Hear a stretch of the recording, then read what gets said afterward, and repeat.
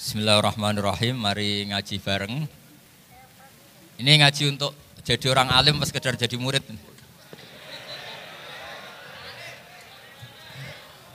Kalau untuk orang alim ya enggak usah suka uang dulu. Ini begini ya. Jadi kondisi yang ini jelas. Kondisi yang jenengan alami ini mungkin banyak yang ngaji saya lewat YouTube, sehingga saya berharap konstruksi pikiran ini sama. Nanti saya bantu ya supaya semua kalimat yang sering Anda baca, saya bantu supaya Anda tahu maknanya. Yang pertama tentu kita Islam ini berdasar kalimat tauhid. Kalimat tauhid adalah kalimat yang dibawa semua nabi. Lalu makna dari tauhid adalah mengakui tiada Tuhan selain apa? Allah, dan sesungguhnya Muhammad adalah Rasulullah Shallallahu Alaihi Wasallam. Saya nggak biasa pengajian umum, tapi ini spesial karena saya ingin sujud di bumi ateis. Jadi sehingga dari awal saya ini sebetulnya tanpa dirayu sudah kepikiran. Dirayu lama sama Mas Eko ini, sudah ngerayu masih bilang nanti ada lelangan Gus ya. Tapi tadi katanya panitia hasil lelangnya sekitar 60 juta ya. Itu dibangunkan masjid, jangan untuk mes ya. Supaya saya ikut amal lah. Jadi begini ya. Perasaan saya juga seluruh ulama di dunia. Saya ulang lagi, perasaan saya juga seluruh ulama di dunia. Bahwa Islam masuk itu macam-macam sebabnya. Dulu kita tahu, kita sebagai warga Indonesia, Islam masuk itu ya dibawa orang yang agak kedonyan, ya kayak jenengan lah kira-kira gitu. Ya kayak mbak-mbak ini, ya agak-agak mata duitan gitu. Karena kita tahu rata-rata ahli sejarah mengatakan Islam di Indonesia dibawa kiai apa pedagang. Pedagang tuh nyari uang apa nyari dakwah kira-kira. Ya semoga Anda mirip-mirip seperti itu. Ya jadi nyari uang karena ada nurani Islam sehingga tetap saja membawa Islam. Saya tidak tahu Islam Anda ala apa, tidak tahu. Pokoknya mau ngaji ya berarti Islam ala ahli sunnah wal jamaah. Jadi ini penting saya utarakan bahwa Islam itu agama yang mudah difahami sehingga dibawa pedagang saja ya kasil gitu. Dibawa orang yang kedonyan kayak jenengan juga kasil gitu. Dibawa orang baik ya kasil, dibawa orang broken juga kasil. Ini penting saya utarakan karena saya ngaji di mana-mana bilang ciri utama kebenaran absolut adalah kebenaran yang bahkan orang nggak benar saja bisa bawa. Tapi bukan berarti saya dukung Anda tidak benar, kan sudah tidak benar dulu sebelum kenal saya. Tapi nggak apa-apa, nggak benarnya umat Islam insya Allah dimaafkan sama Allah Subhanahu wa Ta'ala. Ya asal tobat maksudnya. Nah ini saya beri satu konstruksi pikiran yang saya sering utarakan di ngaji saya. Sampai sekarang saya coba saya tes, ini kan di kampus ya, di apa bacanya ini GIM University yang global leader apa in the world itu. Ini keren lah. Jadi acara ilmiah kita ditakdir di gedung apa? Kampus, gedung universitas di begini.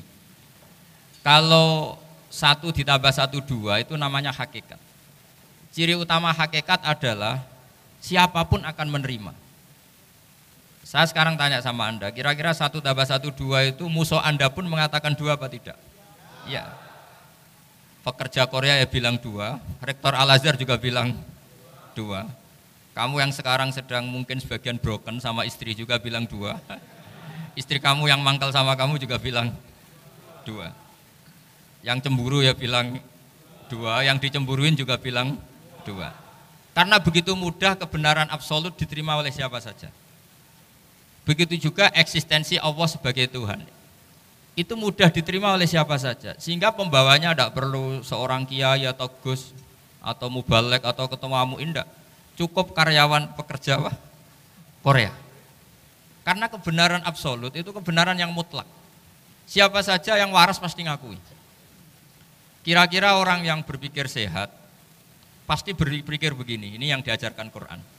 Bumi ini kadung wujud, sudah wujud kadung wujud, punya eksistensi. Mungkin nggak sesuatu yang wujud kemudian disebabkan oleh sesuatu yang nihilisme, yang tidak ada. Mungkin enggak? Enggak mungkin. Yang namanya penyebab itu harus sesuatu yang wujud. Di mana-mana penyebab itu harus punya eksistensi. Karena langit dan bumi ini kadung wujud, pasti penyebabnya adalah wujud. Karena wujud penyebab harus bersifat super. Lah bersifat super ini oleh ulama dikatakan wajibil wujud. Itu akal siapa saja akan terima. Cuma kemudian setelah nerima itu orang macam-macam cara berpikir. Mungkin orang Jawa dulu bilang itu Sahyang Widi. Kalau orang sini mungkin bilang apa itu? Dewa atau apa ya? Enggak tahu saya itu. Karena itu yang teman sampean, enggak teman saya itu. Tapi yang jelas begini, ini konstruksi ini harus kita jaga. Nanti saya bacakan teks hadisnya. Kebenaran sejati ciri utamanya adalah ada absolutisme, ada kebenaran mutlak. Ciri utama kebenaran mutlak adalah diakui bahkan oleh siapa saja, termasuk oleh orang fasik. Orang fasik itu orang enggak benar. Misalnya ada imam masjid besar Istiqlal, ditanya 1 tambah 1 bilang apa? 2. Nanti kira-kira yang lonte juga bilang apa? 2. KPK juga bilang, koruptornya yang ditangkap 2. Nah, eksistensi Allah sebagai Tuhan ini kebenaran yang absolut. Maka agama ini juga boleh diterima oleh siapa saja, termasuk oleh orang fasik, orang enggak jelas. Ini penting saya utarakan karena sekarang marak kelompok yang mengatakan orang Islam kalau zina menjadi tidak muslim, orang Islam kalau korupsi menjadi tidak muslim. Salah sedikit tahlilan jadi kafir, percaya wasilah jadi itu tidak benar seperti itu. Karena kebenaran eksistensi itu kebenaran yang nggak bisa diganggu gugat. Seperti Anda ini kan warga Indonesia, KPK ya warga Indonesia, koruptornya juga warga. Apa setelah dia korupsi lalu tidak warga Indonesia? Tetap warga. Orang yang meyakini kalimat tauhid setelah dia salah apa terus tidak yakin tauhid? Kan tetap ya. Maka dia tetap Islam. Ini penting saya utarakan. Kalau seorang warga Indonesia yang koruptor, yang macam-macam saja tetap warga Indonesia, padahal banyak kesalahan. Karena status warga Indonesia adalah status yang permanen. Begitu juga status Muslim adalah permanen bagi siapa saja yang melafadzkan La ilaha illallah Muhammadur Rasulullah. Kita tidak bisa mengkafir-kafir mereka. Itu juga yang sering dipesankan dan jadi ciri khas ulama ahli sunnah wal jamaah, tidak mengkafirkan orang Islam meskipun melakukan dosa besar. Soal dia salah nanti masuk neraka ya silakan saja, saya ada ikut, paham ya? Sampai bisa mencoba. Tapi tetap saja dia muslim. Analoginya gampang sekali tadi. Orang Indonesia yang salah itu tidak akan merubah statusnya sebagai warga Indonesia. Karena ya memang dia berstatus warga Indonesia. Orang Islam yang sudah melafadzkan syahadat maka menjadi muslim. Saya di mana-mana berkampanye, berfatwa. Orang kafir yang 70 tahun kafir, sekali melafadzkan kalimat tauhid itu menjadi muslim apa tetap kafir? Muslim. Masa kita yang Islam terus, yang kalimat tahlil la ilaha illallah kemudian menjadi kafir karena kalimat itu? Itu faham aneh apa aneh? Wong yang kafir saja menjadi muslim karena kalimat tauhid, yang Islam menjadi kafir juga karena kalimat. Ini ngajak apa-apaan? Ya ngajak goblok-goblokan kira-kira kan gitu. Ini penting saya utarakan karena ini penting. Nah, setelah kamu yakin tauhid, ciri utama tauhid itu apa? Menstatuskan sesuatu sebagaimana hakikatnya. Misalnya bumi Korea, ini statusnya tetap buminya Allah. Maka dari awal saya husnudzon sekali sama Allah Subhanahu wa taala bahwa suatu saat di bumi mana saja itu ada tahlil. Enggak ngira kan ada ateis di sini, bumi ateis kemudian ada tahlil, ada sakduna, ada macam-macam.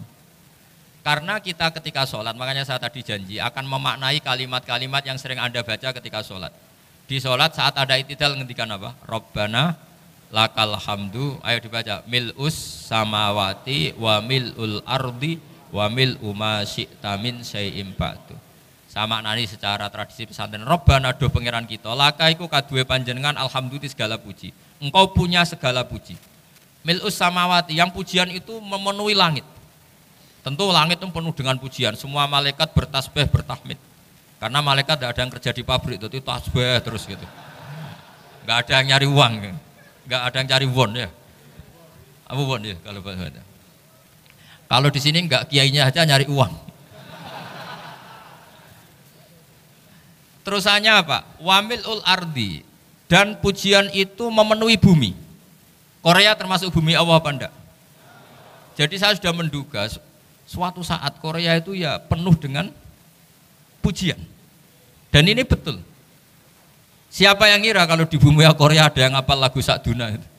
Itu lagu kesayangan guru kita semua, Kiai Haji Maimun Zubair. Enggak ada yang ngira. Siapa yang ngira kalau di sini ada ngaji seperti ini? Di Rusia juga sama. Uni Soviet itu negara ateis. Tapi lama-lama pecah karena glasnost itu dan perestorika itu. Kemudian menjadi pecahan-pecahan negara muslim. Ada Uzbekistan, Tajikistan, Ceknya, semuanya menjadi negara apa? Muslim. Karena dari awal lakal hamdu mil'us samawati wa mil'ul ardi. Dan pujian itu pasti memenuhi langit, juga memenuhi bumi.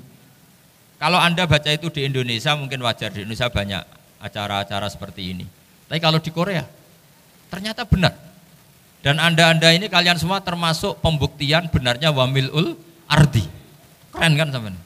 Oh keren sekali, bukan sekedar keren sekali. Makanya saya jarang diundang pengajian mau tapi dia undang di Korea mau. Tapi saya tidak niat datang undangan, memang saya ingin datang. Jadi ya karena itu. Ini bentuk penghormatan saya.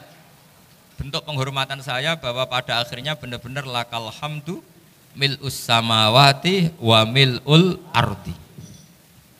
Jadi Anda tidak perlu pesimis, dulu Indonesia juga seperti itu. Banyak Buddha, Hindu, semacam ateisme. Kemudian berkatnya para ulama sekarang jadi negara yang mayoritas muslim. Korea, barokahnya orang-orang kedonyan seperti ini banyak Islam itu. Enggak apa-apa. Karena sebagian agama Islam, sebagian sejarah ditulis di bawah pedagang-pedagang Gujarat. Kira-kira orang Gujarat ke Indonesia dulu yang namanya pedagang cari apa? Uang. Tapi namanya orang Islam, hatinya tetap adanya tauhid. Nyari uang ya tetap sambil dakwah. Kalau yang ke Korea langsung kiai mungkin tidak seramai ini Islam. Karena kalau kiai datang langsung dicurigai jadi misionaris, jadi ribet malah. Tapi kalau sampean nggak ada yang curiga. Namanya pekerja saja nyari uang. Dan itu memang fakta. Cuma kadang ya sadar terus ya bagus lah seperti itu.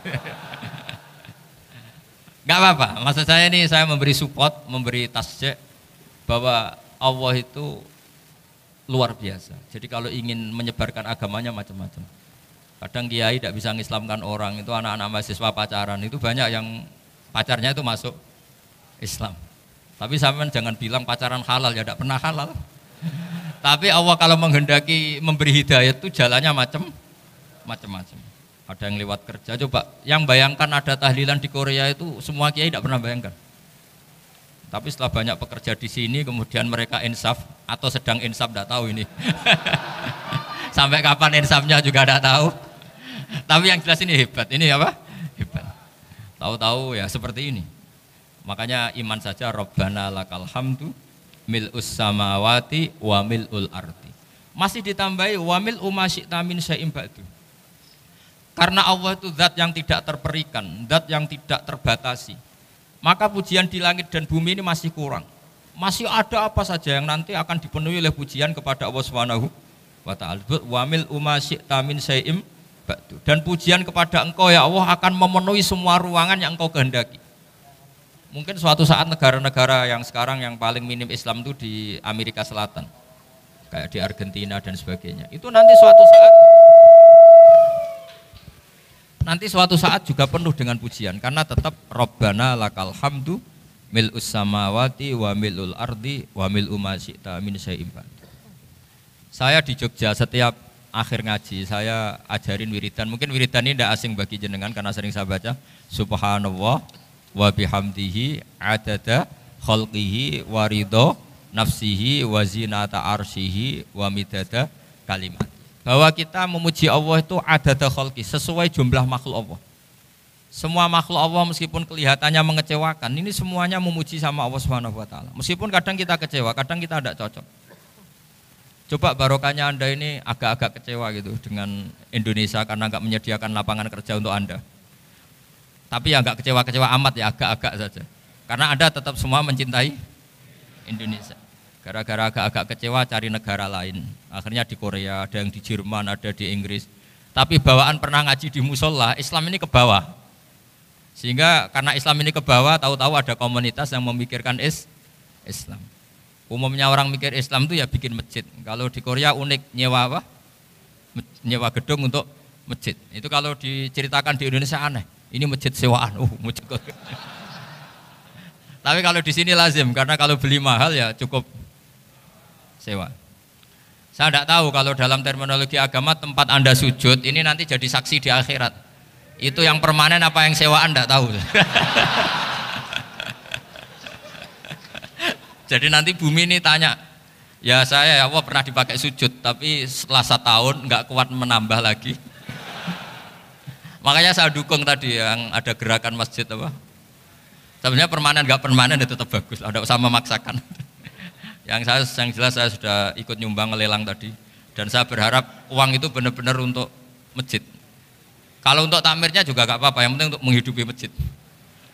Saya juga termasuk kiai yang nggak suka kalau hukum itu terlalu fanatik. Misalnya uang ini untuk masjid, kemudian imamnya diterlantarkan karena alasannya ini untuk masjid. Imam kan tidak masjid. Nah ini kalau imamnya nggak diservis kemudian mutung terus pulang ke Indonesia, ini jadi masalah. Tapi saya juga agak suka kalau ada negara gitu. Betul-betul saya tidak suka.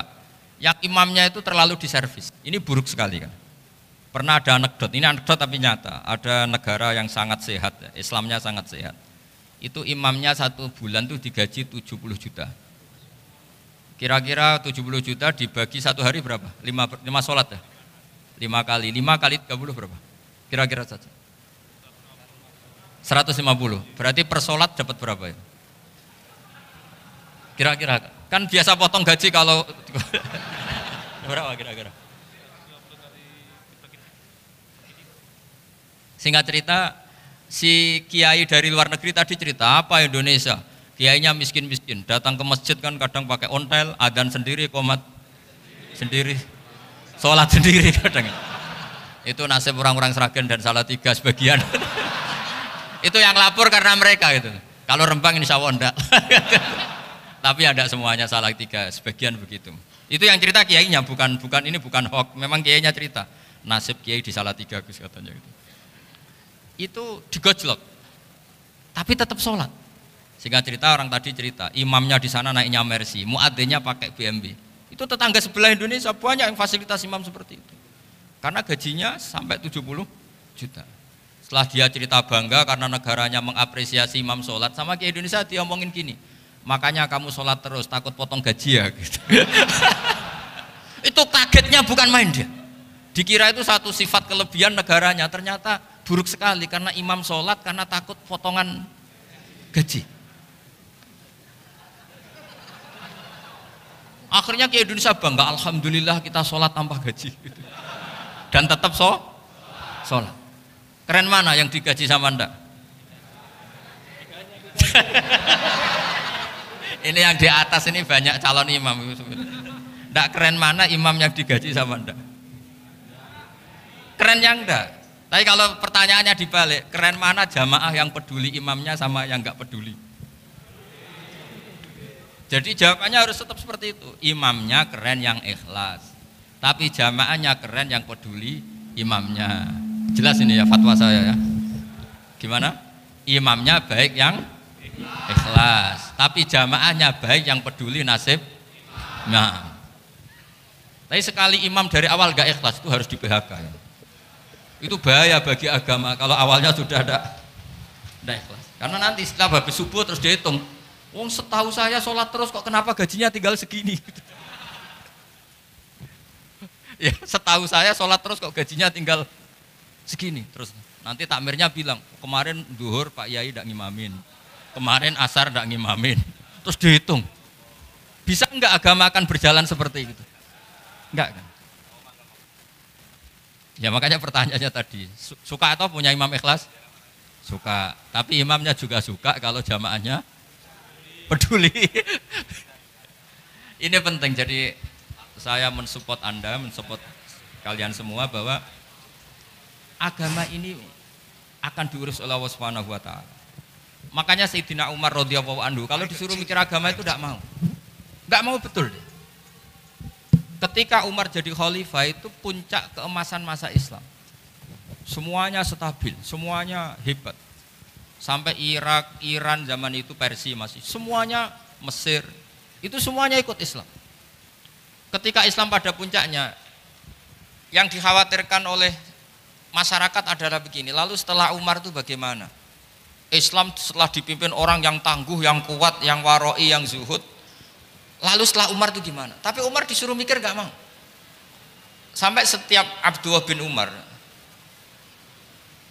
jalan-jalan di kampung-kampung itu abahnya dianggap pecundang. Tahu sampean pecundang? Orang yang gak tanggung jawab. Karena orang-orang bilang gini, ya Abdullah bin Umar, bagaimana pendapat Anda kalau ada penggembala kambing di tengah hutan atau di tengah padang rumput, kemudian dia ninggal gelanggang kambingnya, kamu anggap penggembala ini gimana? Wah, itu penggembala yang zalim itu. Pasti kalau kambing ditinggal ya kacau. Apalagi ini ummatur Rasulullah Shallallahu Alaihi Wasallam. Ini abah kamu tidak pernah wasiat, tidak pernah ngatur suksesi. Lalu Islam setelah dia bagaimana? Suruh dia ngomong penggantinya siapa? Karena beliau sudah sepuh, harus ada suksesi. Akhirnya Abdullah bin Umar lapor ke Umar. Ini gimana abah, orang mengkomplain begini. Apa kata Umar? Agama itu beda dengan kambing katanya. Agama itu milik Allah Subhanahu. Mbok saya pikir, tidak saya pikir tetap jalan. Nah ini terbukti. Jangan ulama ya ndak, mufti ya ndak, tapi bisa menjalankan agama. Kalau agama sampean pikir malah rusak. Sudah pokoknya lakukan saja, tidak usah dipikir. Akhirnya betul. Karena agama ini milik Allah. Soal kita serius memikirkannya itu karena khidmah, karena kita ingin berbakti pada agama. Tapi Anda tidak boleh berpikir kalau agama ini butuh pemikiran Anda. Beda loh ya.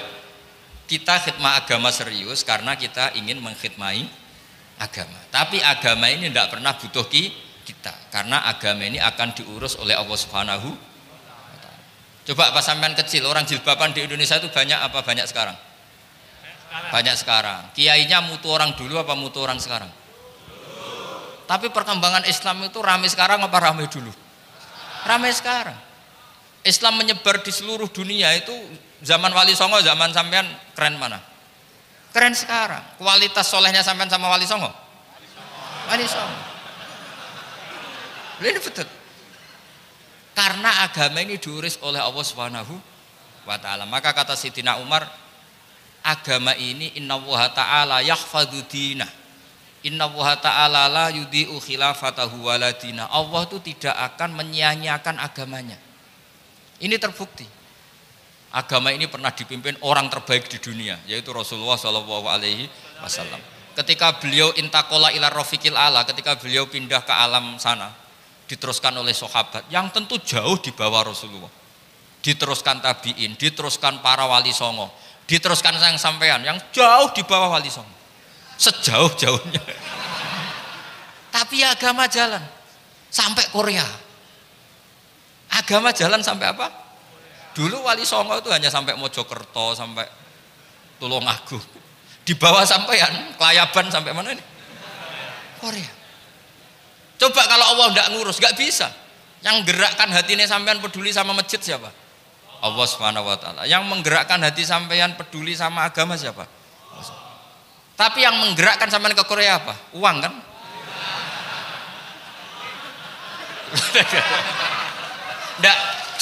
Enggak apa-apa, jujur saja, jujur ya, santai aja. Ini bagian dari keramatnya jenengan. Niatnya agak bener tapi dibenerin Allah di sini. Dari awal niatnya kan uang gitu. Tapi setelah di Korea dibenerin Allah. Mbok ingat agama gitu. Keren kan? Makanya yang syukur sama Allah Subhanahu wa ta'ala. Yang bisa hanya Allah ta'ala. Makanya dalam dunia kiai selalu baca apa? Alhamdulillah alladzi hadana lihada wa ma kunna linahtadiya laula an hadana Allah. Alhamdulillah kita diberi hidayat seperti ini. Kalau tidak Allah tidak bisa. Sudah mata duitan, kadang istri ngomel, mertua tidak percaya. Sudah setengah-setengah broken gini saya tidak tahu sampai ke Korea itu karena broken pas saking sayangnya keluarga. Potensinya hanya dua. Dibela-belain kerja demi keluarga atau agak broken maka ke sini. Tapi apapun potensi itu tetap baik. Itu takdir sudah, itu takdir tidak usah dibicarakan. Semua itu apa? Karena orang kalau sedang rukun ya tidak mau tukaran, kalau sedang tukaran ya tidak mau rukun. Itu sudah semuanya takdir. Kata bapak saya dulu kalau ada orang mau jualan tanah, Pak Yai tanah saya mau saya jual. Ini gimana padahal ini tanah warisan. Kata bapak, nak waya adol ya adol. Memang ini saatnya jual ya jual saja. Nanti kalau kaya saatnya beli ya beli saja. Karena kalau sudah saatnya jual mau beli ya nggak mungkin kan? Mau memang saatnya jual. Kalau sudah kaya kan nggak mungkin jual tanah. Saatnya beli. Maka semoga masalah di keluarga sampean ya masalah musiman. Maksudnya yang tukarannya ini musiman, yang rukunnya permanen. Jangan tukarannya permanen, rukunnya musiman. Setelah melihat yang lebih cantik, katut babon, nggak tahu saya kalau tahu. Nah ini semoga katut masjid ini bagian dari kafaroh sampean itu. Jadi kafaroh kesalahan-kesalahan di sampean. Ini penting saya utarakan karena agama itu beda. Agama ini diurus oleh Allah Subhanahu. Jadi kita mengerahkan pemikiran itu bukan karena kita akan menyelamatkan agama ini, tidak. Agama ini diselamatkan oleh Allah Subhanahu wa taala. Coba kayak apa Uni Soviet kuatnya itu. Mengkooptasi supaya orang semuanya ateis, semuanya komunis. Itu 100 tahun Uni Soviet begitu. Tapi orang-orang Uzbek, Ceknya, Tajikistan tetap ngajari anak-anaknya tauhid. Itu ada yang cerita itu sampai mengajarkan tauhid itu di bawah tanah, di basement. Tapi Allah menghendaki Rusia itu Uni Soviet jatuh. Ketika jatuh, negara-negara ini langsung menjadi negara Islam, yaitu Uzbek, Tajikistan, Ceknya. Mungkin enggak mereka langsung menjadi negara Islam, andai kan saat menjadi Uni Soviet benar-benar menjadi ateis. Enggak mungkin kan? Karena saat dikooptasi Uni Soviet, akidah mereka tetap tauhid, cuma enggak berani muncul. Artinya apa? Uni Soviet enggak bisa menghabisi Islam. Kurang kerennya Uni Soviet zaman itu, bisa enggak menghabisi Islam? Enggak bisa. Donald Trump dulu termasuk Islamfobia, tapi setelah dia anti-Islam malah orang Amerika demo supaya memperhatikan Islam. Nggak bisa. Makanya Korea pun nggak bisa menghabisi Islam. Kalau sampean menghabisi Islam sendiri bisa, karena terus nggak mau sholat, nggak mau zakat itu sampai. Tapi sampean toh yang Islamnya habis, Islam tetap baik-baik saja. Makanya ini penting saya utarakan supaya kamu pede bahwa agama ini pernah dibawa orang yang pedagang. Ya soal ada sebagian pendakwah yang ikhlas ya banyak, tapi sejarah yang gampang kita lihat adalah Islam itu dibawa oleh apa? Pedagang Gujarat, pedagang India. Enggak apa-apa, sejarah itu meskipun sebagian menentang enggak apa-apa, tapi sejarah itu tetap ada. Pasti sebagiannya memang seperti itu. Dan itu enggak masalah. Saya ulang lagi, itu enggak masalah. Coba dulu pemain bola kalau di Inggris itu kalau mau sholat susahnya bukan main. Apalagi kalau mau puasa. Kalau di sini kerja puasa katanya mati lu kalau apa? Puasa. Kalau mau sholat katanya dicari mana ini berhalanya kok. Kata orang-orang ateis kan gitu, dicarikan patungnya. Kali ini sholat kok gak ada patungnya, ini gimana ini? Ya ngalamin gitu. Tapi Allah Maha Kuasa. Banyak investor mana itu Dubai atau Qatar yang tertarik investasi di dunia bola. Kayak Sulaiman Al-Fahim akhirnya beli Manchester City. Itu sekarang pelatihnya negur orang sholat gak berani, bahkan di tengah stadion dibangunkan masjid. Kalau sampean daftar jadi muadzin bisa. Apa nyanyi Sakduna di sana juga bisa. Dulu Aljazair bencinya bukan main. Apa Perancis sama orang Islam itu bencinya bukan main. Barokahnya Zidane pemain bola dan juara dunia, terus Zidane turunan Aljazair. Akhirnya orang Perancis itu mencintai Islam, itu barokahnya sepak bola. Allah punya sekian cara untuk mengenalkan Islam. Di Prancis dikenalkan lewat pemain sepak bola. Nah di Korea ini yang agak unik, dikenalkan lewat pecinta won.